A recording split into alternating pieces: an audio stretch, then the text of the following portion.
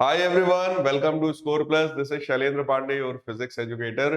प्यारे बच्चों, हम लोग मैग्नेटिक इफेक्ट ऑफ करंट ये चैप्टर पढ़ रहे थे और आज आ गए हैं हम लोग इस चैप्टर के लास्ट सेशन में, यानी कि थर्ड सेशन में। और इस सेशन में हम लोग इस चैप्टर को पूरी तरीके से खल्लास करेंगे, यानी कंप्लीट करेंगे। आइए अपने इस चैप्टर को स्टार्ट करते हैं, इस सेशन को। सबसे पहले हमारे पास एक ऑब्जेक्टिव क्वेश्चन है, ताकि आपके पुराने कॉन्सेप्ट्स एक बार ब्रश अप हो जाए। इस क्वेश्चन में कहा जा रहा है, a stream of positively charged particles like alpha particle moving towards waste is deflected towards north by magnetic field.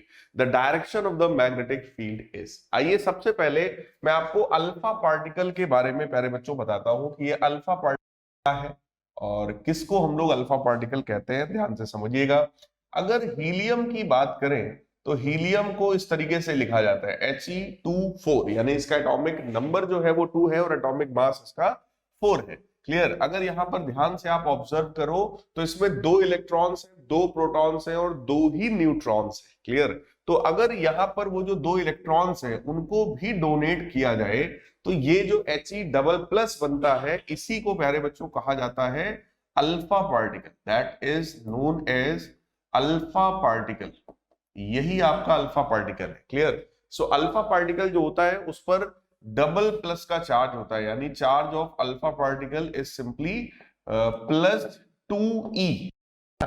2 electron के बराबर पॉजिटिव चार्ज होता है किसी भी अल्फा पार्टिकल में। अब आइए जरा क्वेश्चन पढ़ते हैं। हमसे कहा जा रहा है कि एक अल्फा पार्टिकल है जो कि वेस्ट में जा रहा है। तो जरा ध्यान से आप लोग समझना, अगर हम लोग east west north south represent करें तो देखो इस तरीके का सिस्टम होता है। इस डायरेक्शन को हम लोग ईस्ट कहते हैं, इसको हम लोग वेस्ट कहते हैं, इसको हम लोग नॉर्थ कहते हैं और इसको हम लोग साउथ कहते हैं। क्लियर। तो ये जो अल्फा पार्टिकल्स हमारे हैं, they are moving towards west. ठीक। अल्फा पार्टिकल जो है वो वेस्ट की तरफ जा रहा है, मतलब ऐसा कहीं मूव कर रहा है towards west in left side, and it is deflected towards north. North की तरफ डिफ्लेक्ट हुआ है by the magnetic field, direction of the magnetic field. देखो अगर हमको ये पता है कि ये नॉर्थ की तरफ डिफ्लेक्ट हुआ है, इसका मतलब इसके ऊपर फोर्स प्यारे बच्चों नॉर्थ डायरेक्शन में लगा होगा, है ना। तो हम लोग फ्लेमिंग साहब का लेफ्ट हैंड रूल लगा सकते हैं। ये मेरा लेफ्ट हैंड है। क्लियर। आइए चेक करते हैं। अगर पॉजिटिव चार्ज इधर जा रहा है तो बोलो करंट का डायरेक्शन यही होगा, है ना। जिस डायरेक्शन में पॉजिटिव चार्ज मूव करता है वही डायरेक्शन करंट का होता है। करंट को रिप्रेजेंट करता है ये middle finger. So middle finger तो इस डायरेक्शन में हो गया। क्लियर। अब क्योंकि हमसे कहा जा रहा है कि ये नॉर्थ में डिफ्लेक्ट हुआ, इसका मतलब फोर्स नॉर्थ में है, तो ये तो अब इधर ही रहेगा। ठीक। थंब को हमें नॉर्थ में लाना पड़ेगा प्यारे बच्चों।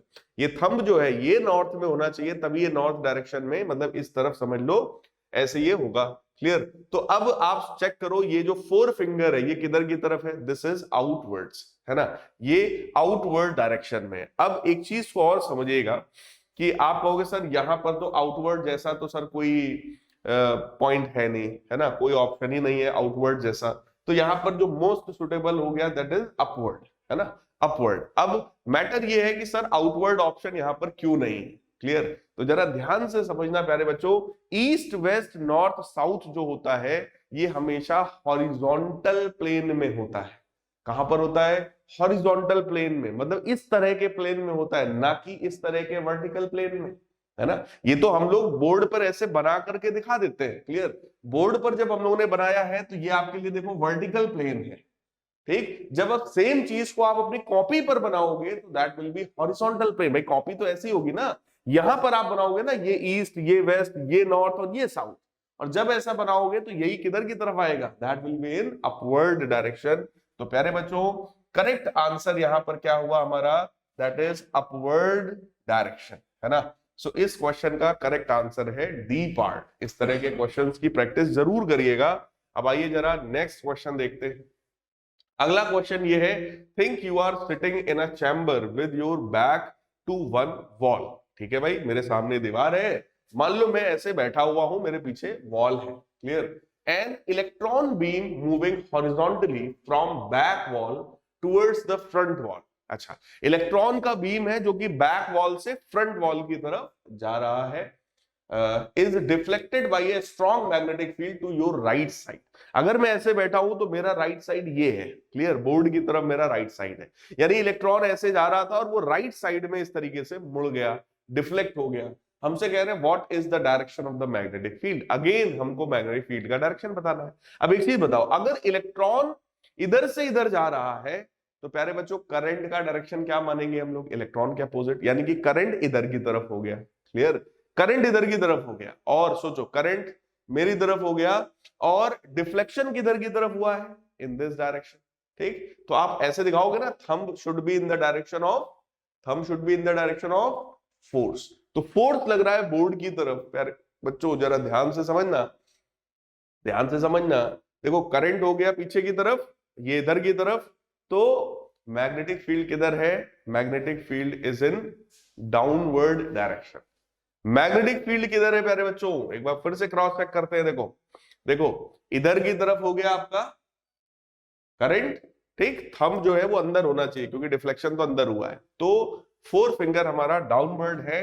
सो direction of the magnetic field, direction of the magnetic field must be in downwards direction, downwards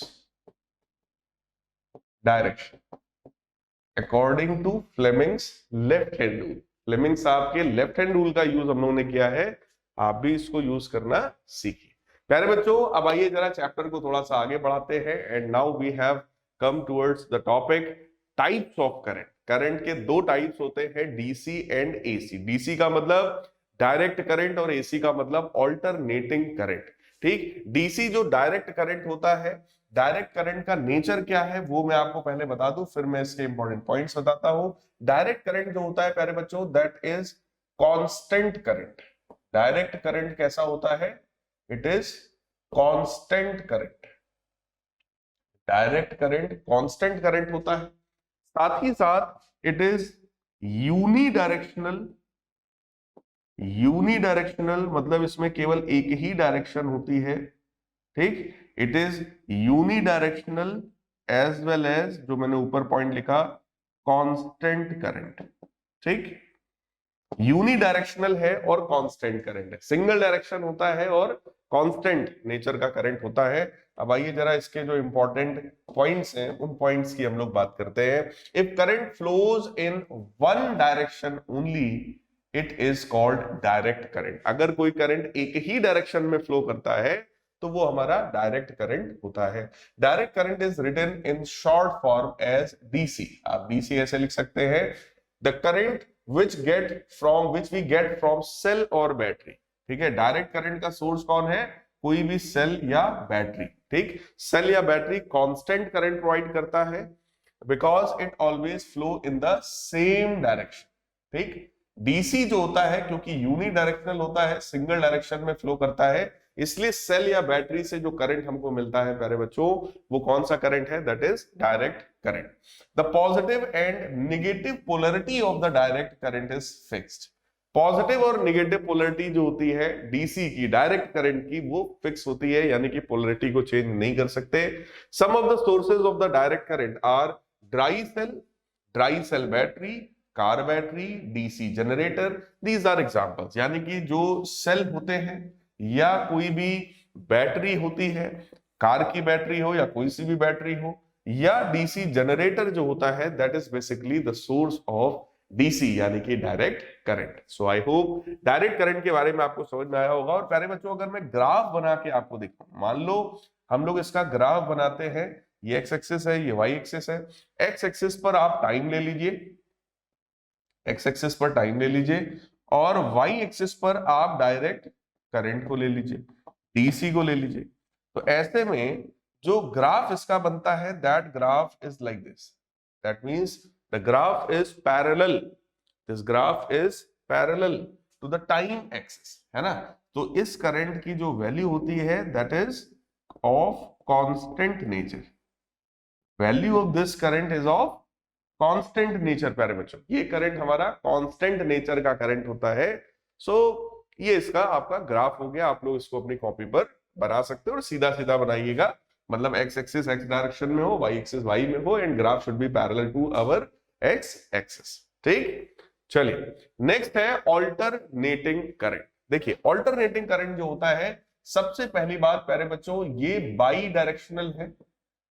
alternating current is bidirectional, यानी कि इसमें कितने डायरेक्शंस होते हैं? इट हैज टू डायरेक्शंस, इसमें दो दो डायरेक्शंस होते हैं। साथ ही साथ जो ऑल्टरनेटिंग करंट आपका है दैट इज फ्लक्चुएटिंग ऑल्सो।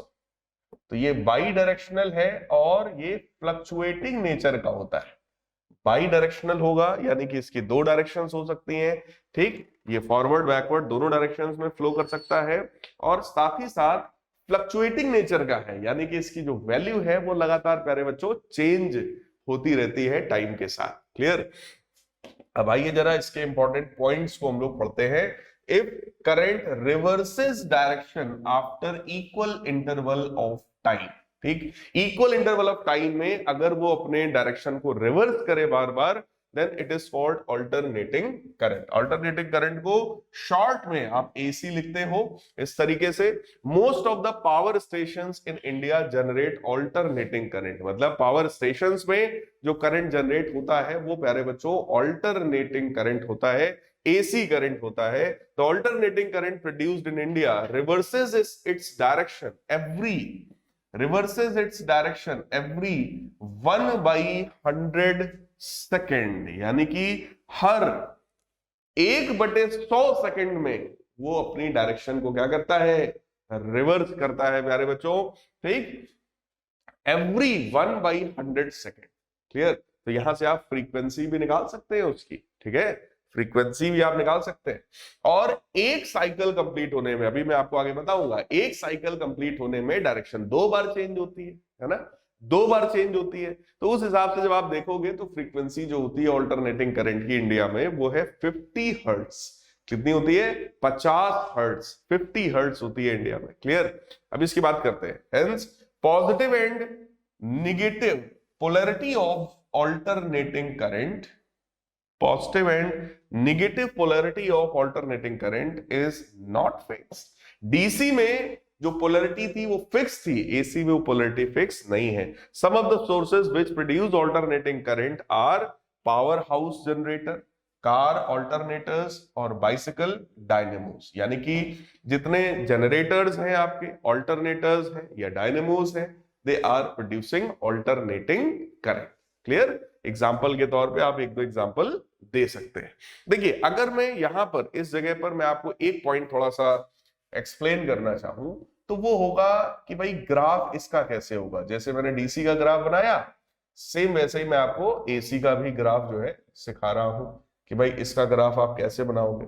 इसका जो ग्राफ होता है प्यारे बच्चों कुछ इस तरीके का ग्राफ होता है, कुछ इस तरीके का ग्राफ होगा, ठीक, समथिंग लाइक दिस। बहुत अच्छा तो शायद मैं नहीं बना पाया हूं, ये एकदम आइडेंटिकल होना चाहिए बेटा, this must be identical like this. देखो देखो मैं थोड़ा इसको बना करके आपको दिखा रहा हूं, ठीक है, बना के दिखा रहा हूं। पहले ही इस तरह से लाइन खींच लीजिए कि यहां नीचे तक लाना है, इतना नीचे तक, एंड सेम इस लाइन के ही जैसा यहां पे बना लीजिए आप, ठीक, इतना ऊपर तक ले जाना है, ठीक। और इस तरीके से थोड़ा सा जब आप ऐसे बनाएंगे तो ये कुछ बेटर बनेगा, ठीक है। चलिए इस तरीके का कुछ ग्राफ होता है और प्यारे बच्चों यहां से लेकर यहां तक में एक साइकिल कंप्लीट हुआ है। सो ये एक्सेस हमारा टाइम का एक्सेस है और ये एक्सेस हमारा करंट का एक्सेस है, ठीक। वाई एक्सेस पर करंट है, एक्स एक्सेस पर टाइम है। और ये ऐसा करंट होता है जिसकी मिनिमम वैल्यू है -I0 और मैक्सिमम वैल्यू है, समझ लीजिए, I0। देखिए एक साइकिल यहां कंप्लीट हुआ, एक साइकिल यहां कंप्लीट हुआ और आधा साइकिल आपको यहां दिख रहा है, उसको भी आप कंप्लीट कर सकते हैं। क्लियर? चलिए हम लोग बात करते हैं केवल 2 ही साइकिल का, ठीक, 2 ही साइकिल की बात करते हैं।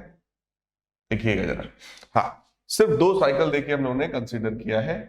तो यहां पर टाइम 0 होगा, यहां पर आधा टाइम पूरा हुआ, यहां पर एक टाइम पीरियड प्यारे बच्चों पूरा हुआ है, 1 टाइम पीरियड, ठीक, 1 टाइम पीरियड। अब आप खुद चेक करो, एक टाइम पीरियड में डायरेक्शन कितनी बार चेंज हो रहा है प्यारे बच्चों? 2 बार। ठीक, चेक करो यहां पर देखो पॉजिटिव है, पॉजिटिव से नेगेटिव, और जब यहां पे आएगा फिर नेगेटिव से पॉजिटिव। ठीक, एक टाइम पीरियड में 2 बार डायरेक्शन चेंज होता है, और वहां पर क्या लिखा था, 1/100 सेकेंड में वो अपनी डायरेक्शन को चेंज कर रहा है। 1/100 सेकेंड में एक बार डायरेक्शन चेंज करेगा, तो 2 बार डायरेक्शन कितने टाइम में चेंज करेगा? 2/100 यानी 1/50 सेकेंड्स में, है ना। तो अगर टाइम पीरियड जो है वो 1/50 सेकेंड्स है, तो बेटा फ्रीक्वेंसी जो होगी that will B 1 upon time period, that is 50 hertz. तो इंडिया में ऑल्टरनेटिंग करंट की जो फ्रीक्वेंसी होती है वो 50 हर्ट्ज होती है, 50 हर्ट्ज होती है। ठीक, इस बात को आप दिमाग में रखिएगा। अब अगर मैं इस करंट के बारे में आपको थोड़ा सा इसका एक्सप्रेशन वगैरह बताना चाहूं, तो करंट जो होता है बेटा ये कुछ इस फॉर्म का होता है, I is equal to I naught sine omega T plus, चलो ठीक है ओमेगा टी ही रहने देते हैं आपके लिए, इतना ही रखते हैं। ठीक, करंट जो है ऑल्टरनेटिंग करंट, उसका नेचर प्यारे बच्चों कुछ इस तरह का होता है, उसका फॉर्म कुछ इस तरीके का होता है। देखिए साइन थीटा तो आप लोग पढ़ ही चुके होंगे, है ना, आप लोग क्लास 10th में हैं, और साइन थीटा आप लोगों ने ट्रिग्नोमेट्री में पढ़ा होगा। आपको यह भी पता होगा कि साइन थीटा की मिनिमम वैल्यू है वो बोलो -1 होती है। साइन थीटा की मिनिमम वैल्यू -1 होती है, और साइन थीटा की मैक्सिमम वैल्यू +1 होती है ना। ये तो आप लोग जानते ही हैं, it has maximum value as +1 and minimum value as -1। ठीक, तो इसका मतलब प्यारे बच्चों ये हुआ कि मिनिमम वैल्यू -1, मैक्सिमम वैल्यू +1 हो गया। सो इस करंट की मिनिमम वैल्यू कितनी हुई? -I0। भाई जब साइन थीटा -1 होगा तो ये करंट -I0 होगा, है ना, और जब साइन थीटा +1 होगा तो ये करंट भी हमारा +I0 होगा, यानी कि -I0 से +I0 तक इसकी वैल्यू लाई करती है। तो ये ऑल्टरनेटिंग करंट का फॉर्म है, और आप देख सकते हो हर एक मोमेंट पर इसकी जो वैल्यू है वो चेंज हो रही है। In every moment it's value is changing. Clear है प्यारे बच्चों? अब आइए जरा ऑल्टरनेटिंग करंट और डायरेक्ट करंट में कुछ और हम लोग कंपैरिजन करते हैं, या कह लो कि और उनकी प्रॉपर्टीज के बारे में समझते हैं। An important advantage of the alternating current over direct current is that alternating current can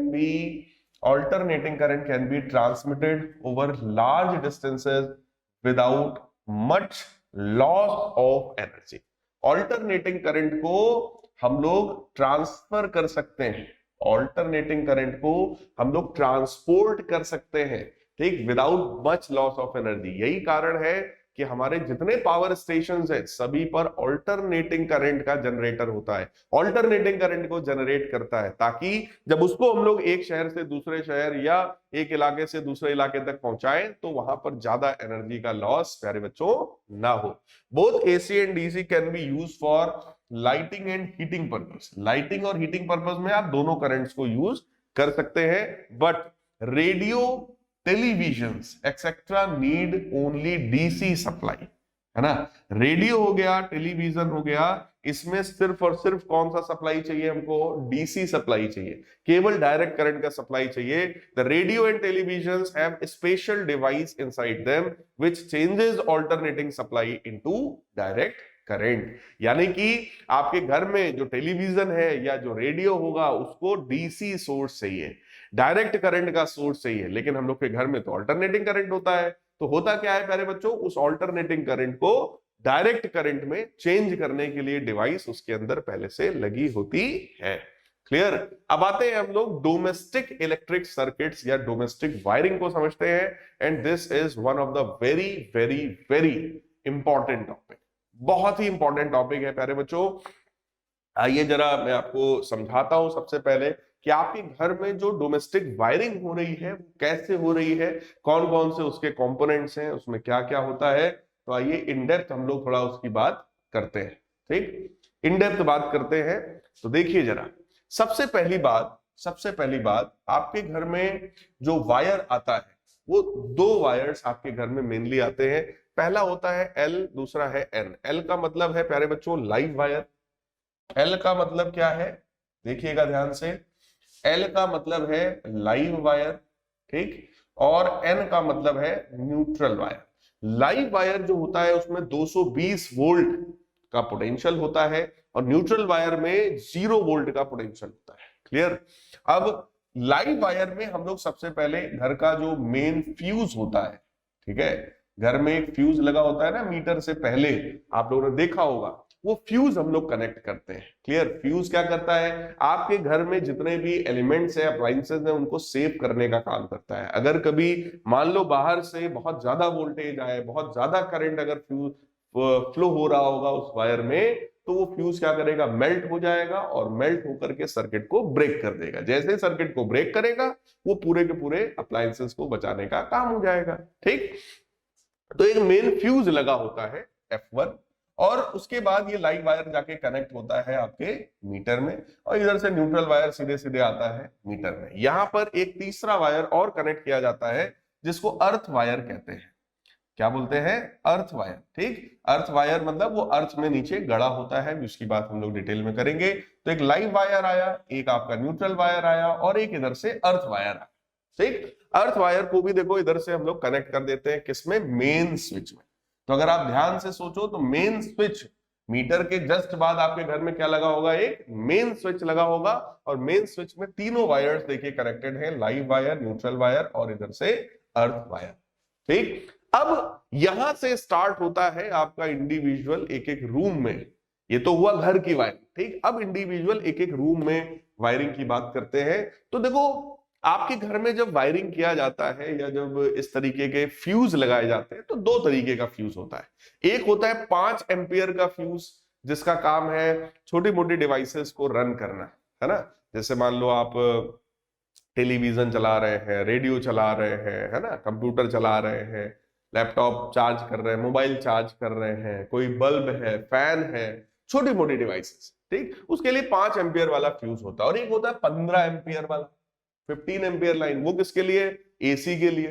ठीक। या आप कोई बहुत हैवी आपका कूलर लगा है उसके लिए है, कोई पानी वाली जैसे मशीन होती है ना पंप, वो पंप के लिए है। जो हैवी मतलब जो ज्यादा अमाउंट ऑफ करंट यूटिलाइज करते हैं, ज्यादा अमाउंट ऑफ एनर्जी यूटिलाइज करते हैं, उनके लिए 15 एम्पियर वाला फ्यूज लगा होता है। ठीक। तो हर एक रूम में ये इस तरह के दो फ्यूज लगे होते हैं। ठीक। 2 फ्यूज आप यहीं पे कनेक्ट करते हो। तो फिलहाल आप एक बात को ध्यान से समझिएगा, जितने भी फ्यूज, चाहे मेन फ्यूज लगाया हो या कंज्यूमर्स फ्यूज हमने लगाया हो, लगाया किसमें है, लाइव वायर में। ठीक। लाइव वायर में लगाया, न्यूट्रल में नहीं लगाते, लाइव वायर में लगाते हैं। तो लाइव वायर में देखो इस तरीके का, देखो हम लोगों ने यहाँ डायग्राम में जो शो किया है वो सिर्फ 5 एम्पियर वाला फ्यूज शो किया है। ठीक। 15 एम्पियर वाला अभी यहाँ पे शो नहीं किया है, हमने सिर्फ बल्ब के लिए और कोई सॉकेट जो होता है उसके लिए कनेक्ट किया है। अब आइए जरा ऑब्जर्व करते हैं।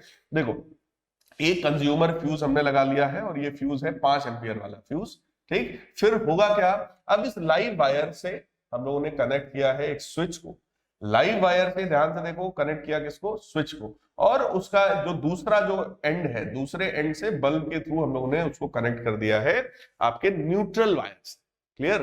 ध्यान से समझिएगा एक एक पॉइंट को। लाइव वायर में ही आपने पहले फ्यूज लगाया था, उसी लाइव वायर से कनेक्ट करके ले आए, पहले हमने स्विच लगा दिया। ठीक। और फिर जो दूसरा एंड है उसको बल्ब से जोड़ा और उस बल्ब वाले एंड को ले जाकर न्यूट्रल वायर से जोड़ा। अब होगा क्या कि लाइव वायर और न्यूट्रल वायर के बीच का जो पाथ है वो कंप्लीट हो गया। जैसे ही आप इस बल्ब को, इस स्विच को क्लोज करोगे, तुरंत यहां पर करंट फ्लो होना शुरू हो जाएगा, पोटेंशियल डिफरेंस आ जाएगा 220 वोल्ट का और ये बल्ब जो है वो हमारा ग्लो करना शुरू कर देगा। सिमिलरली कोई फैन वगैरह कनेक्ट करना है तो उसमें भी वही है, सेम वही काम करते चले जाएंगे हम लोग। ठीक। अब अगर 3 पिन वाला सॉकेट है, इस तरीके का 3 पिन वाला सॉकेट है, तो आइए देखते हैं जरा 3 पिन वाले सॉकेट में क्या होगा। देखो बल्ब को ग्लो कराने के लिए केवल 2 पिन की जरूरत है। आपने देखा होगा बल्ब के लिए जो भी तार होता है सिंपल 2 वायर होते हैं, उसको आप प्लग लगा दो, सिंपल बल्ब जो है वो ग्लो करना शुरू कर देता है। लेकिन अगर हम लोग किसी ऐसी डिवाइस की बात करें जिसमें 3 पिन होते हैं, सॉकेट वाले है ना, 3 पिन होते हैं,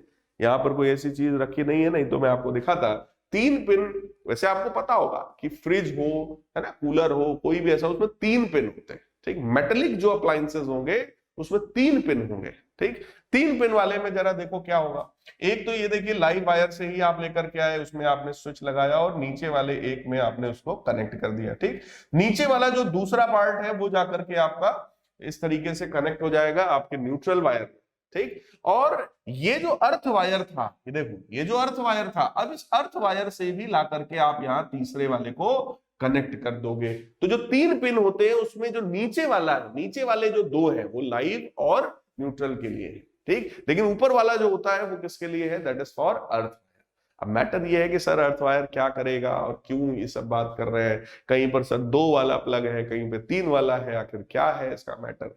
ठीक, तो देखो मैटर बच्चों एक एक करके आप डिटेल में समझेंगे, लेकिन इतना आप समझ लीजिए कि अगर 3 पिन आपने लगाया है, ठीक, तो जनरली ये 3 पिन वाला सॉकेट हमेशा उसी में लगता है जो मेटेलिक अप्लायंस, मतलब जिसमें मेटल का पार्ट हो, यानी जिसको छूने पर अर्थिंग हो, कहीं ऐसा ना हो सर्किट कंप्लीट हो जाए और अर्थिंग हो बहुत तेजी से और झटका लग जाए किसी को, उसलिए आप उस पर 3 पिन वाला यहाँ पर जो सॉकेट है वो आप अप्लाई करते हो। अब आइए एक एक करके इन डिटेल हम लोग पढ़ते हैं कि आपके घर में क्या कनेक्शन है और कैसा कनेक्शन है।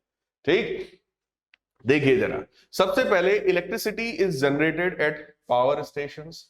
इलेक्ट्रिसिटी जो है वो पावर स्टेशंस में जनरेट होती है। It is brought to our homes by 2 thick copper wires and और एल्यूमिनियम वायर्स। आपके घर में उस इलेक्ट्रिसिटी को लाने का काम कॉपर या एल्यूमिनियम का वायर करता है, fixed over tall electric poles, जो कि पोल्स पर लगा होगा। ठीक, one of these wires is called live wires. एक लाइव वायर होगा and it is at high potential of 220 volts, whereas the other wire is called neutral wire which is at ground, यानी कि 0 volt के potential पर। Live wire 220 volt पर है, दिमाग में रखिएगा। ठीक, और जो आपका न्यूट्रल वायर है वो 0 वोल्ट पर होता है, ग्राउंड वोल्ट पर होता है। Hence potential difference between live wire and neutral wire, live और न्यूट्रल वायर में जो पोटेंशियल डिफरेंस है प्यारे बच्चों वो कितने का है, 220 वोल्ट का, क्योंकि एक 220 वोल्ट पर है लाइव वाला और न्यूट्रल वाला 0 पर है, तो डिफरेंस कितने का हुआ, 220 वोल्ट का है। लाइव वायर जो है वो रेड कलर से दिखाया जाता है। Live wire has red insulation whereas neutral wire has black insulation. ठीक, न्यूट्रल वायर जो है वो ब्लैक इंसुलेशन में होगा, लाइव रेड में होगा, न्यूट्रल ब्लैक में होगा, दिमाग में रखिएगा। लाइव रेड में होगा और न्यूट्रल ब्लैक में होगा। ठीक, तो आप कहेंगे सर अभी आपने एक और बताया था अर्थ वायर, तो अर्थ बेटा ग्रीन में होता है, अर्थ वायर ग्रीन कलर का होता है।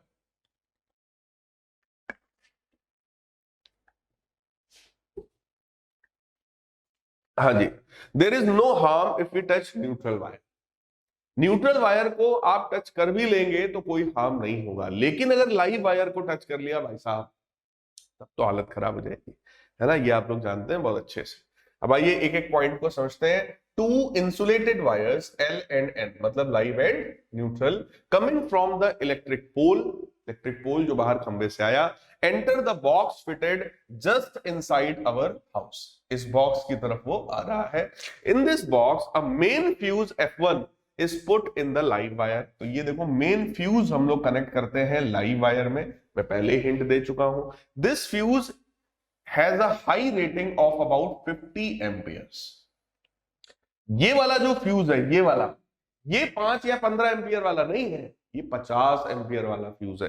5 या 15 एम्पियर वाला यहां पर यूज होगा जब आप रूम में वायरिंग कनेक्शन को ले जाओगे, क्लियर। लेकिन आपके घर में जो कनेक्शन आ रहा है, ठीक, ये 50 एम्पियर वाला फ्यूज होता है और काम वही है कि जब बाहर से वोल्टेज बहुत ज्यादा आएगा तो इसमें जो फ्यूज वायर होगा वो मेल्ट कर जाएगा और सर्किट आपका ब्रेक हो जाएगा और अप्लायंसेस आपके बच जाएंगे। The 2 line wires then enter electricity meter M, ये आपका इलेक्ट्रिसिटी मीटर है, उसमें ये दोनों लाइव और न्यूट्रल वायर कनेक्ट होते हैं। इलेक्ट्रिसिटी मीटर यहां पर इसी वजह से लगा दिया जाता है कि भाई आपके घर में कितना एनर्जी जा रहा है वो यहीं पर मेजर कर दिया जाए, है ना। अदरवाइज फिर आप एक एक इंस्ट्रूमेंट के साथ लगाओ कि भैया फैन में इतना एनर्जी हमने यूज किया, बल्ब में इतना यूज किया, तब तो फिर हालत खराब हो जाएगी, है ना। तो इंडिविजुअली मेजर करने की बजाय पूरे घर में सबसे पहले बाहर मीटर में ही इसको हम लोग ले जाते हैं, ताकि मीटर उस चीज को मेजर करता रहे कि भाई कितना हम लोगों ने कंज्यूम किया energy. The 2 lines then enter electricity meter M, which records the electrical energy consumed by us in the units of kilowatt hour। ठीक, ये मीटर जो होता है ये किलोवाट आवर में एनर्जी को मेजर करता है, यूनिट्स के टर्म में बताता है। The main fuse and the meter are both installed by electric supply department of our city. आपके जो सिटी है उसमें जो डिपार्टमेंट होगा, गवर्नमेंट का डिपार्टमेंट होगा, वही इस मेन फ्यूज और इस मीटर को आपके घर में प्रोवाइड करते हैं। जैसे मैं कानपुर में रहता हूं तो यहाँ पे केस्को है ना, इस नाम से आप इंटरनेट पे सर्च करके देख सकते हैं। तो वो लोग यहाँ पर इसको सप्लाई करते हैं, मीटर प्रोवाइड करते हैं, मेन फ्यूज प्रोवाइड करते हैं। ठीक, अब आगे की बात करते हैं। The two wires coming out of the meter. अब ये जो दो वायर्स यहां से निकल रहे हैं, लाइव वाला, neutral wire, are connected to main switch S. ये आपके घर का मेन स्विच है S. This main switch is to switch off the electricity supply when required so as to repair any faults in the internal wiring। यानी कभी भी घर में अगर कोई इंटरनल फॉल्ट हो जाए, वायरिंग में कोई प्रॉब्लम हो जाए कहीं पर, है ना, तो इस मेन स्विच को ऑफ कर दिया जाता है। मेन स्विच ऑफ करने का मतलब पूरे घर की जो सप्लाई है वो हो गई बंद, ताकि कहीं कोई प्रॉब्लम हो, कोई दिक्कत हो तो उसको जो है सही किया जा सके, ढूंढा जा सके। आफ्टर द मेन स्विच के बाद there is another fuse F2। ठीक, F2 in the live wire, this is called consumers fuse। इसको क्या बोलते हैं? कंज्यूमर्स फ्यूज है। इसको अब वो गवर्नमेंट नहीं सप्लाई करेगी, इसको आप खरीद के लाएंगे। It is very important to note here that usually there are two separate circuits in the house. The lighting circuit, मैंने आपको कहा था ना, दो तरह के सर्किट्स होंगे, एक lighting circuit with a 5 ampere fuse and power circuit with 15 ampere fuse. एक लाइटिंग सर्किट होगा छोटी मोटी डिवाइसेस को चलाने के लिए 5 एम्पियर फ्यूज के साथ, और एक पावर सर्किट होगा, पावर प्लग जिसको बोलते हो आप, है ना, तो वहां पर 15 एम्पियर वाला फ्यूज उसमें लगा होगा। तो पावर का यूज हो गया एसी में, है ना, कोई वाटर मोटर है, ठीक है, या कोई बड़ी मशीन है, मोटर है, मशीनरी है, तो वहां पर आप इस तरीके का फ्यूज जो है वो अप्लाई करवाओगे, लगवाओगे। The lighting circuit is for running low rating devices such as electric bulbs, tube light, fan, radio, TV etcetera. ठीक है, लाइटिंग सर्किट में छोटी मोटी डिवाइसेस का काम होता है। On the other hand power circuit is for running high power rating devices like electric iron, room heater, geyser, electric stove, refrigerator, etc. है ना। तो पावर सर्किट में हैवी डिवाइसेस और लाइट सर्किट में छोटी छोटी आपकी डिवाइसेस हैं, उनका हम लोग यूज करेंगे। Each distribution circuit is provided with a separate fuse. दोनों में अलग अलग फ्यूज होगा, हम लोग बात कर चुके हैं, 5 एम्पियर का या फिर 15 एम्पियर का। So that if a fault like short circuiting occurs in one circuit, मतलब अगर कभी मान लो शॉर्ट सर्किटिंग हो जाए किसी एक सर्किट में, its corresponding fuse blows off but the other circuit remains unaffected. यही कारण है कि लाइट सर्किट और पावर सर्किट दोनों में आप अलग अलग फ्यूज लगाते हो। कोई एक सर्किट खराब हो जाए, उसका फ्यूज ब्लो ऑफ हो जाए, मतलब वो मेल्ट हो जाए फ्यूज वायर, तो भी हमारा दूसरा वाला जो सर्किट है वो काम करता रहे। Clear? Another point to remember that various distribution circuits are connected in parallel। दूसरी बात, ये जितने भी डिस्ट्रीब्यूशन सर्किट है, चाहे पावर सर्किट हो, लाइट सर्किट हो, इनको पैरेलल में कनेक्ट किया जाता है, so that if fault occurs in one circuit, its fuse will melt, leaving the other circuit in operation। एक बंद भी हो जाए तो दूसरा काम अपना करता रहे। पावर, ये काम जो है वो पैरेलल सर्किट में ही हो सकता है प्यारे बच्चों, सीरीज में ये काम नहीं हो सकता, है ना। सीरीज में तो सेम करंट जाना है दोनों में, एक पे नहीं गया, एक पे बंद हुआ तो दूसरे पे भी नहीं जाएगा। क्लियर? तो सीरीज में नहीं होगा, पैरेलल में आप कनेक्ट करते हो इस तरीके के सर्किट्स को। Before we describe the wiring of our rooms, अब यहां के बाद रूम की वायरिंग स्टार्ट होती है। It is very important to note here that along with live and neutral wire। अब देखो, जब घर की वायरिंग शुरू होती है, ठीक, तो अब यहां पर लाइव और न्यूट्रल के साथ साथ अर्थ वायर का भी खेल जो है वो शुरू हो गया। तो चेक करिए, along with live wire and neutral wire, a third wire called earth wire also goes into our rooms। Earth wire, live wire के साथ साथ अब आपका, सॉरी, लाइव और न्यूट्रल वायर के साथ साथ अब आपका अर्थ वायर भी आपके रूम में जाएगा। In this figure, earth wire E ये वाला अर्थ वायर है ना जो अर्थ से कनेक्टेड है, has been shown by the dotted line. ये जो डॉटेड लाइन है इससे हम लोग इसको शो कर रहे हैं। One end of the earth wire E is connected to copper plate. ये जो अर्थ वायर है इसका जो एक एंड होता है ये नीचे कॉपर प्लेट से कनेक्टेड होता है and buried deep under the earth near the house. आपके घर के बाहर, घर के आसपास ये काफी गहराई में अंदर जो है इसको गाड़ दिया जाता है ताकि किसी भी मेटेलिक अप्लायंस में अगर extra amount of charge accumulate हो जाए तो सारा का सारा चार्ज जो है वो नीचे अर्थ में आपका चला जाए और वो ओवरऑल उस अप्लायंस का पोटेंशियल कितना हो जाए 0 वोल्ट के बराबर। अभी आप इन डेप्थ इस चीज को पढ़ोगे, ठीक। फिर आगे देखते हैं, the earth connection is first made to the electric meter. Earth connection को इलेक्ट्रिक मीटर से जोड़ा जाता है and then to the main switch. इसके बाद इसको ला करके हम लोग मेन स्विच से जोड़ते हैं। This earth wire then goes into our room along with the live wire and the neutral wire. तो पहले अर्थ वायर को मेन मीटर में आप जोड़ोगे, फिर आप मेन स्विच में जोड़ोगे, देन ये रूम में अंदर एंटर करेगा। क्लियर? ताकि कहीं पर भी शॉर्ट सर्किटिंग, ओवरलोडिंग जैसी चीजों की वजह से आपके घर में आग ना लगे, है ना, कोई ऐसा मिस हैपनिंग ना हो। तो सेफ्टी पर्पस में आप उसको यूज करते हो। तो सेफ्टी पर्पस में बेसिकली दो चीजें यूज कर रहे हो आप, एक मेन फ्यूज भी यूज कर रहे हो और इधर से अर्थ वायर भी, अर्थिंग भी आप करवा रहे हो। Please note that earth wire up to the main switch of our house is usually an uncovered thick copper wire having no plastic insulation over it।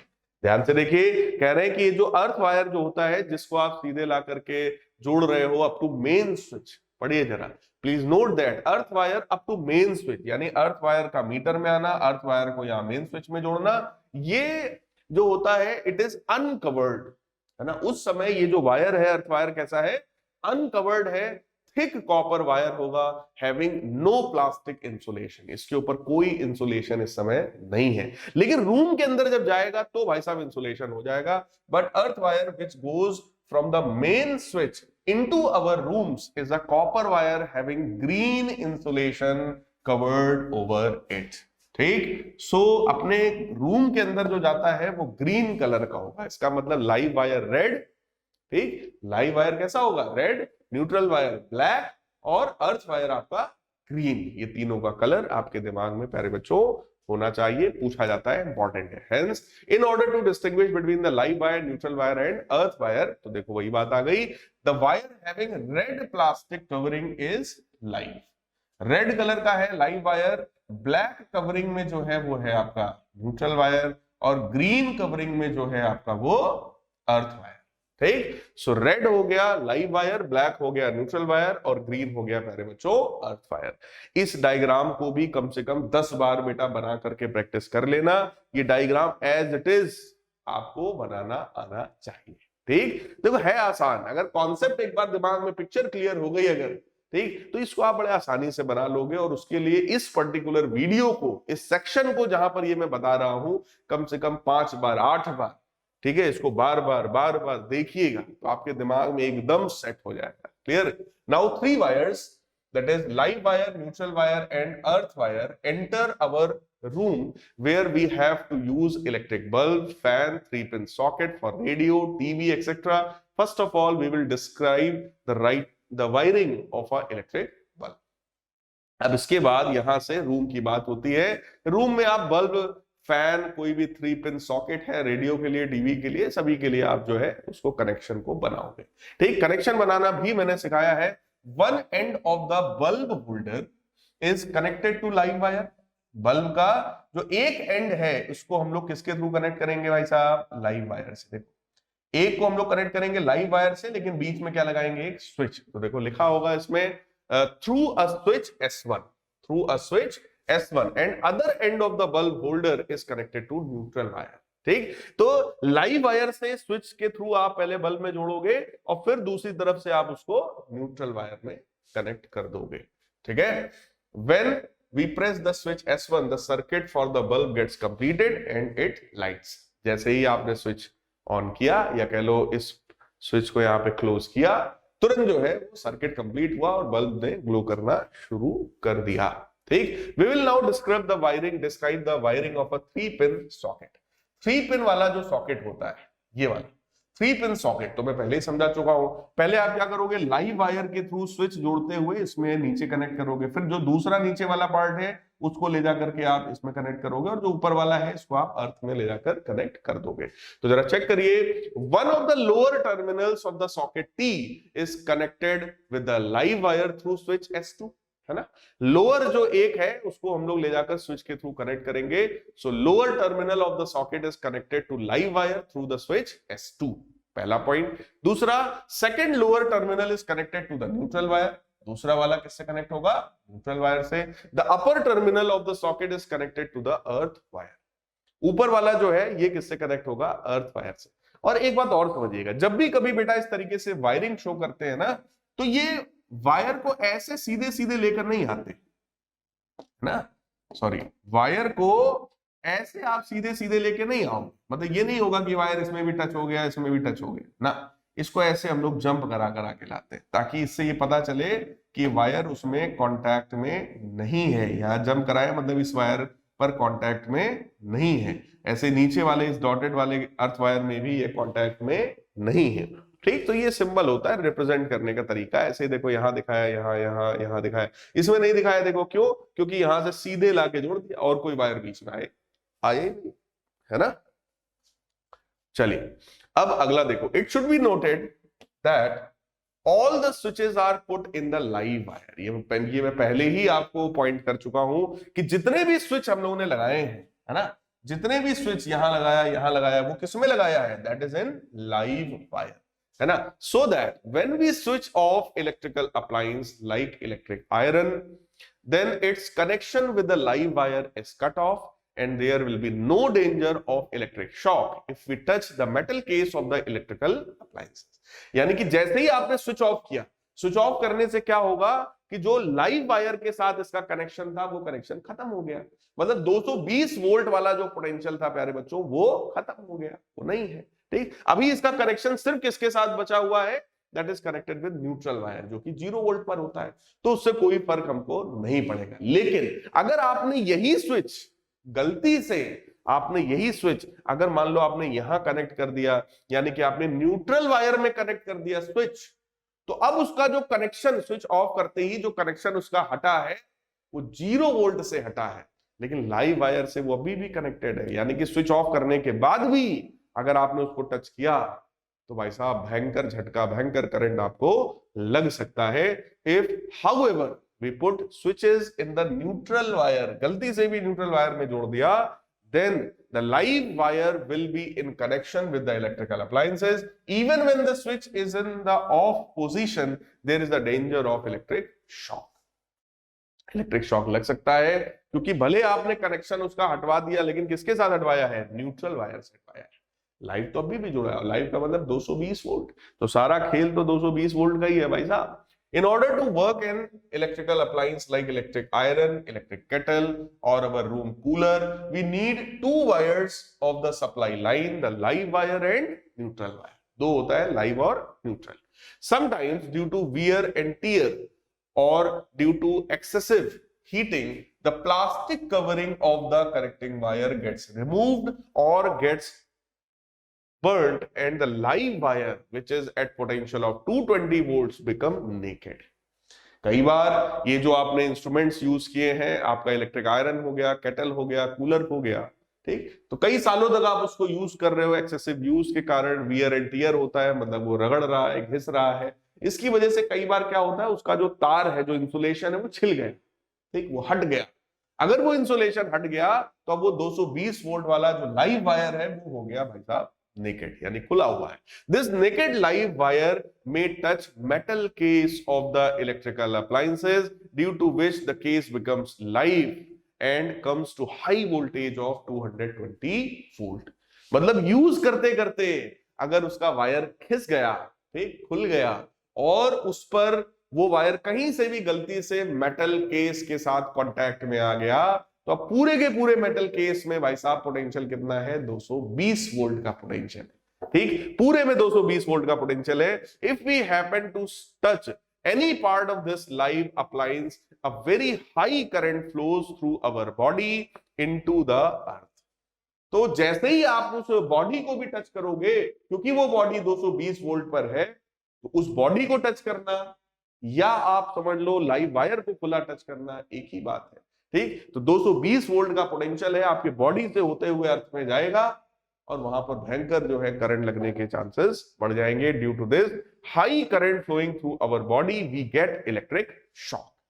Clear है? कई बार ऐसा होता है कि जब आप कोई सूखा चप्पल पहने हुए है ना, कोई शूज आपने पहन रखा है जो गीला ना हो, तो ऐसे में वो करंट नहीं लगता है क्योंकि सर्किट कंप्लीट नहीं हुआ। लेकिन अगर सर्किट कंप्लीट हुआ भाई साहब, तब तो फिर हालत खराब होने के चांसेस काफी ज्यादा है।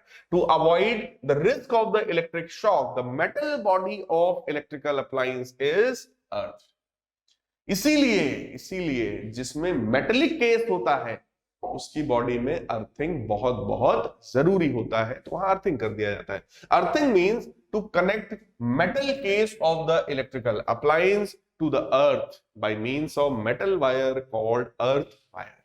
अर्थ वायर के थ्रू आप उस मेटेलिक केस को कनेक्ट किससे करते हो? अर्थ से करते हो। तो उस मेटल केस पे जो 220 वोल्ट का पोटेंशियल आ भी रहा है, वो सारा का सारा पोटेंशियल भाई साहब कहां चला जाएगा? अर्थ में चला जाएगा, और वो मेटल केस जो है वो 0 वोल्ट पर आ जाएगा। In household circuit we have 3 wires, live wire, neutral wire and earth wire. One end of the earth wire is buried in the earth. We connect earth wire to the metal case of the electrical appliance by using a 3-pin plug.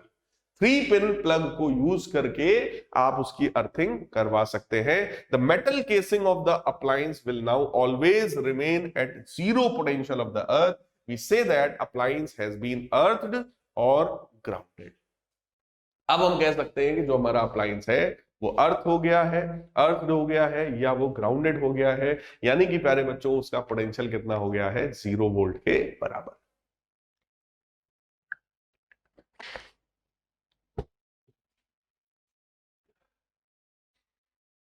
अब आते हैं electric fuse के बारे में बात करते हैं कि फ्यूज जो है वो सेफ्टी एलिमेंट है। ये तो आप लोग जान ही गए होंगे किस किस पर्पस में यूज हो रहा है, हालांकि मैं बता चुका हूं बातों में, लेकिन आइए डिटेल में बात करते हैं फ्यूज के बारे में। If current passing through wire exceeds maximum value the copper wire gets overheated and may even cause fire. जब जरूरत से ज्यादा करंट उस वायर में फ्लो होता है तो ओवरहीट हो जाता है कई बार वायर, और वो बर्न भी हो सकता है, आग भी उसमें लग सकती है। And extremely large current flows under 2 conditions. The first one is short circuiting and other one is overloading. Short circuiting का मतलब हुआ लाइव वायर और न्यूट्रल वायर का किसी भी तरीके से कनेक्ट हो पाना, ठीक। और ओवरलोडिंग का मतलब है एक ही स्विच में आपने जरूरत से ज्यादा उसमें इंस्ट्रूमेंट्स लगा दिए। अभी मैं आपको दिखाऊंगा इसका डायग्राम। जब आप जरूरत से ज्यादा उसमें कनेक्ट कर देते हो तो large amount of current flow करता है उस वायर में, और जब लार्ज करंट फ्लो करेगा तो भाई साहब मेल्ट तो होएगा ही होएगा। तो अब आते हैं सबसे पहले शॉर्ट सर्किटिंग में। तो जरा चेक करिए, जैसे मान लो इलेक्ट्रिक आयरन है, यूज करते करते उसका ये जो पार्ट है आपको दिख रहा होगा, ये जो पार्ट है प्यारे बच्चों ये इसका घिस गया। ये जो पार्ट है ये इसका क्या हो गया? घिस गया, ठीक। यूज करते करते अगर ये पार्ट घिस गया है तो अब अगर ये कनेक्ट हो गया, जरा चेक करिए, if plastic insulation of a live wire and neutral wire gets torn then 2 wires touch each other. This touching of the live wire and neutral wire is directly known as short circuiting. क्योंकि ये insulation खुल गया है, तो अगर ये live wire और neutral wire आपस में कनेक्ट हो गए तो इसी को क्या बोलेंगे? Short circuiting. When 2 wires touch each other, the resistance of the circuit so formed is very very very small. जैसे ही लाइव और न्यूट्रल आपस में कनेक्ट हुए, रेजिस्टेंस बहुत कम हो गया। Since resistance is very small, the current flows through the wire becomes very large. Current बहुत ज्यादा हो जाएगा, ठीक, and heats the wire to dangerously high temperature and fire may be started.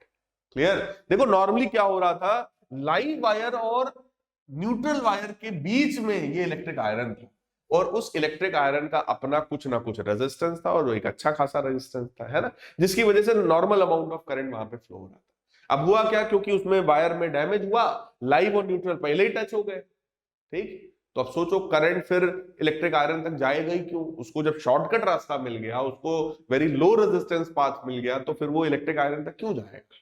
तो करंट वहां ना जाकर के सीधे ही उसी में घूम गया, इसकी वजह से इतना ज्यादा हीट प्रोड्यूस हुआ, जिसकी वजह से फायर के चांसेस काफी ज्यादा है।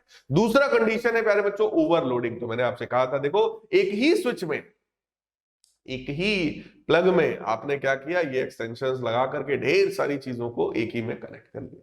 जब एक ही में ढेर सारी चीजों को आप कनेक्ट करोगे तो ज्यादा अमाउंट ऑफ करंट रिक्वायर्ड होगा, ऑब्वियस है, तो ज्यादा अमाउंट ऑफ करंट फ्लो भी हो रहा होगा। तो ऐसे में ही वहां पर ओवरलोडिंग के चांस हैं। जब करंट ज्यादा होगा तो हीटिंग ज्यादा होगी और आग लगने के चांसेस बढ़ जाएंगे।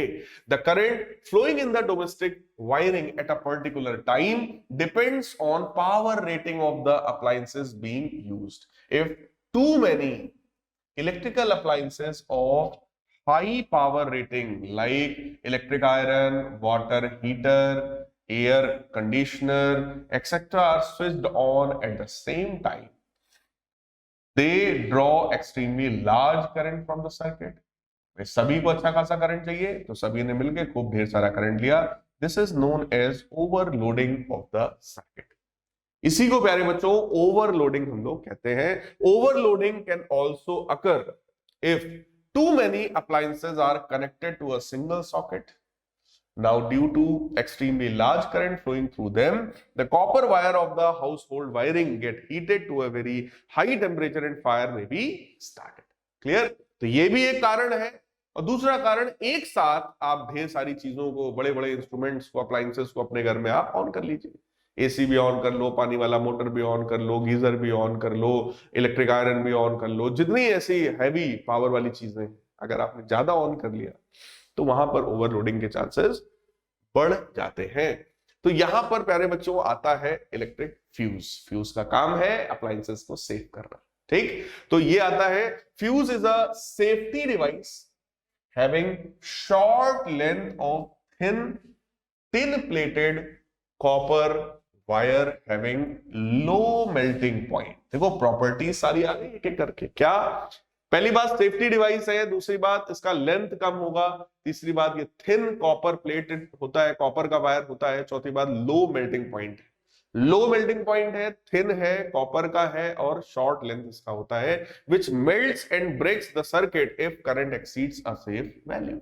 एक पर्टिकुलर वैल्यू से ज्यादा, जैसे मैंने बोला ना 5 एम्पियर वाला फ्यूज, तो 5 एम्पियर से ज्यादा करंट अगर उस लाइन में जाएगा तो तुरंत भाई साहब वो मेल्ट कर जाएगा।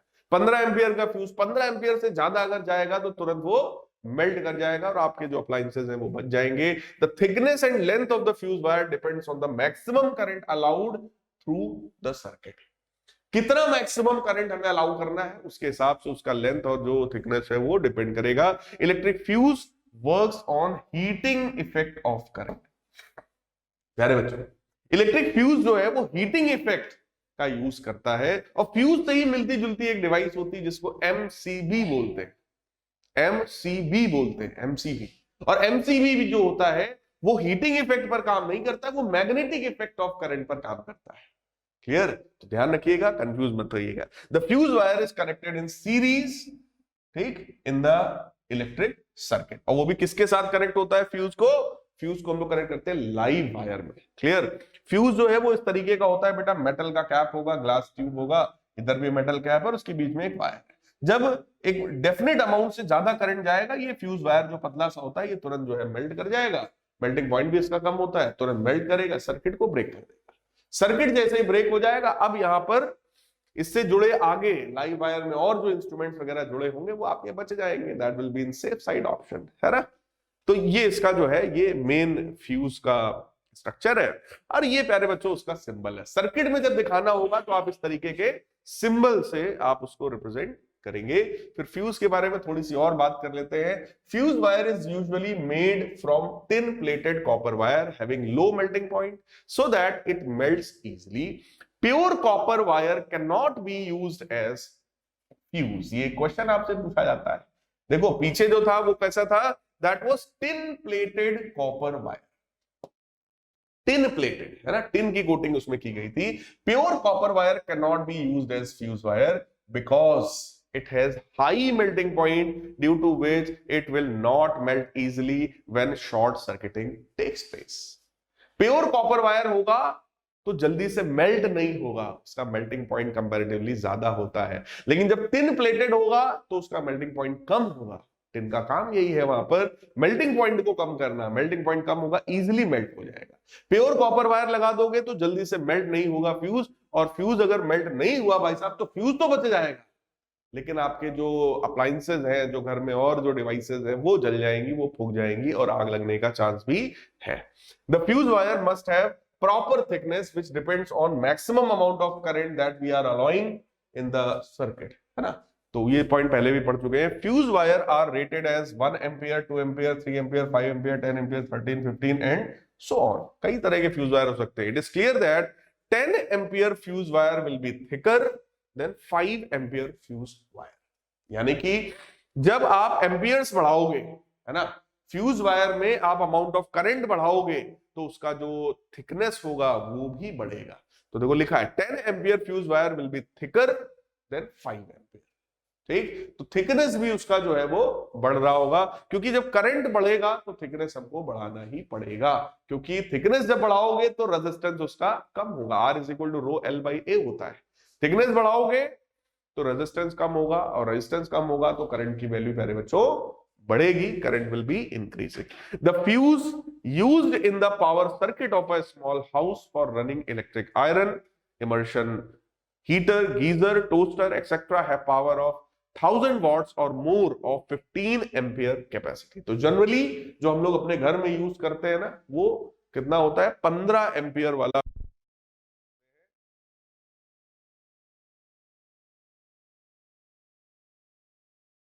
जिसकी मैं बात कर रहा था। So these days more and more house are using MCBs। MCB का फुल फॉर्म क्या होता है, मिनिएचर सर्किट ब्रेकर्स। ये magnetic effect of electric current पर काम करते हैं। जब करंट एक डेफिनेट अमाउंट से ज्यादा होता है तो इसमें लगा हुआ मैग्नेट उसको अपनी तरफ खींच लेता है और तुरंत जो MCB है वो गिर जाता है। MCB का गिरना मतलब सर्किट का ओपन हो जाना, मतलब बिल्कुल फ्यूज की तरह काम करता है। लेकिन MCB को बार बार बदलना नहीं पड़ता, आपको फ्यूज को चेंज करना पड़ता है। फ्यूज एक बार मेल्ट हुआ, बेकार हो गया, अब दूसरा फ्यूज लगाओ। तो लोगों ने क्या किया, इससे अच्छा कि भाई हीटिंग इफेक्ट की बजाय मैग्नेटिक इफेक्ट का यूज करो और MCB लगा लो। एक बार लगाया, बवाल खत्म। जब भी कभी ऐसा होगा, हाई वोल्टेज हाई करंट आया, तुरंत MCB गिर जाएगा। लेकिन जब हमें पता चल जाए कि भाई मेन कारण क्या था, उस कारण को आप सॉल्व कर लीजिए, तुरंत आप MCB को उठा दीजिए, वापस से करंट शुरू हो गया। Clear. So MCB is to protect the household wiring for the excessive flow of the electric current through it. If current becomes too large, the miniature circuit breaker यानी MCB puts off the switch, cutting off the electric supply. तुरंत ये गिर जाता है और electric supply जो है cut off हो जाता है। The MCB can be reset when fault has been corrected. जैसे ही फॉल्ट सही हो जाए फिर आप उसको MCB को उठा दीजिए, वापस से आपके घर में कनेक्शन जो है वो स्टार्ट हो जाएगा।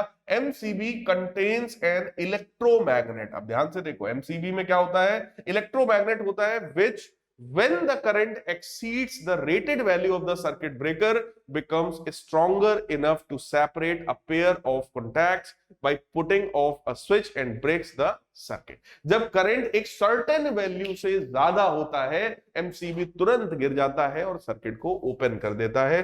So unlike fuses, MCB do not work on heating effect of current। MCB heating effect of current पर काम नहीं करता है जैसा फ्यूज करता है। It works on magnetic effect of current, और ये मैं 3 से 4 बार आपको बता चुका हूं ताकि आपके दिमाग में कोई कंफ्यूजन इससे रिलेटेड ना रहे। ठीक, तो फ्यूज जो है वो हीटिंग इफेक्ट पर काम करता है, लेकिन प्यारे बच्चों जो MCB है वो मैग्नेटिक इफेक्ट ऑफ करंट पर वर्क करता है। अब आइए एक दो छोटे से क्वेश्चन देख लेते हैं ताकि आपका कॉन्सेप्ट एकदम क्लियर हो जाए and the chapter will be over. So an electric oven of 2 kilowatt power rating, 2 kilowatt यानी कि 2000 what power rating is operated in a domestic electric circuit of 220 volt has current rating of 5 ampere. Current rating 5 ampere. What result do you expect, explain. कह रहे हैं कि भाई power इतना है, voltage इतना है। देखो P is equal to VI भी होता है ना। तो पावर की वैल्यू है 2000 वॉट, वोल्टेज है 220, इससे अगर मैं करंट की वैल्यू निकालूं तो करंट की वैल्यू आएगी 2000 डिवाइडेड बाई 220, तो ये कैंसिल होगा। 2 से अगर मैं कैंसिल करूंगा तो it will become 100 by 11 ampere. ठीक, 100 बाई 11 जो आएगा वो 9 एम्पियर के लगभग कुछ आएगा, है ना। 9 पॉइंट समथिंग एम्पियर आएगा। इसको डिवाइड तो आप कर ही सकते हो, 9 पॉइंट समथिंग ये आ जाएगा, क्योंकि 11 में 9 का मल्टीप्लाई करूं तो 99 आएगा, तो it will be 9 point something. ठीक, तो यानी कि करंट जो यहां पर फ्लो होगा, अगर 2000 वॉट का अप्लायंस है, 220 वोल्ट का पोटेंशियल है, तो भाई साहब लगभग 9 पॉइंट समथिंग करंट फ्लो होगा। बट यहां पर अलाउड करंट कितना है? 5 एम्पियर। अलाउड करंट कितना था? 5 एम्पियर। केवल 5 एम्पियर अलाउड था और आप 9 एम्पियर से ज्यादा करंट वहां फ्लो करा रहे हो, तो भाई साहब आग लगना तय है ना। ये सर्किट जो है इसमें बर्न होना तय है। ठीक, तो ये तो क्रिटिकल कंडीशन पर सर्किट है, यही चीज हमें यहां बताना था। What result do you expect? तो भाई हमारा एक्सपेक्टेशन यही है कि यहां पर आग लग सकता है, एक डिजायर्ड वैल्यू से ज्यादा, इनफैक्ट लगभग डबल करंट आप फ्लो करा रहे हो। 5 एम्पियर फ्लो कराना था, आप जो है 9 point something ampere current flow करा रहे हो, तो ये बहुत ही क्रिटिकल स्टेज पर है। ठीक, इसको बंद करने की जरूरत है या ये अपने आप ब्रेक ऑफ हो जाएगा। ठीक, a circuit has fuse of 5 ampere. Again देखो, इस बार जो फ्यूज है हमारा वो कितने का है? 5 एम्पियर का फ्यूज है। What is the maximum number of 100 what? Maximum number of 100 what 220 volt bulbs can be safely used in this circuit. कह रहे हैं 100 वाट के 220 वोल्ट वाले कितने बल्ब्स हम यूज कर सकते हैं अगर 5 एम्पियर का हमारा फ्यूज है तो। ठीक, तो पहले एक चीज ये चेक करो कि एक बल्ब कितना करंट लेगा, तो P is equal to V I हम लोग लगाएंगे। So 100 is equal to 220 times I, तो करंट जो यहां पर एक बल्ब लेगा वो है 100 अपॉन 220। अब एक बल्ब अगर इतना करंट लेगा तो n बल्ब्स कितना करंट लेंगे भाई? n बल्ब्स इतना करंट लेंगे। ठीक, और टोटल करंट जो अलाउड है प्यारे बच्चों वो कितना है हमारा? 5 एम्पियर। तो n की वैल्यू आ जाएगी 220 इंटू 5 डिवाइडेड बाई 100। क्लियर? तो एक जीरो से एक जीरो हो गया, 5 से इसको कैंसिल करेंगे 2, तो number of bulbs will be equal to 11, यानी कि 11 बल्ब्स यहां पर एक साथ यूज किया जा सकता है 5 एम्पियर के सर्किट में। क्लियर है प्यारे बच्चों? आई होप आपको समझ में आया होगा। So this was all about this chapter. I hope इस लेक्चर में काफी मजा आया होगा, क्योंकि आपके डेली लाइफ की चीज है, आप अपने घर में देखते हो, ठीक है, सर्किट, लेकिन समझ में नहीं आता होगा। आज मैंने एक एक चीज आपको समझाया है। अब कभी भी घर में कोई इलेक्ट्रीशियन काम कर रहा होगा तो पास खड़े होकर देखिएगा, छूना मत। अभी आप लोग छोटे हो, टच मत करो किसी चीज को, लेकिन दूर से देखो रेड वायर कौन सा है, ब्लैक कौन सा है, ग्रीन कौन सा है, किस में कैसा क्या कनेक्शन है, इस चीज को ऑब्जर्व करिए, ताकि आपको थोड़ा सा और ज्यादा इंटरेस्ट अपने सब्जेक्ट में क्रिएट होगा। बट अभी प्यारे बच्चों टच मत करिएगा, अभी आप छोटे हैं, थोड़ी और नॉलेज ले लीजिए, फिर उसके बाद आप कभी ट्राई करना, बट अभी मत करना। क्लियर है? सो स्टे सेफ, मिलते हैं अपने नेक्स्ट सेशंस में, तब तक के लिए गुड बाय, टेक केयर।